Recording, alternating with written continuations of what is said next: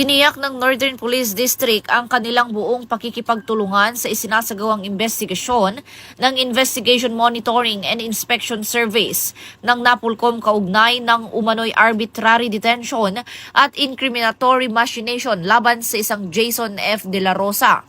Ayon sa NPD, isinumite ang lahat ng kaukulang dokumento at ebidensya mula sa inisyal na pagsisiyasat upang matiyak ang ganap na transparency at accountability.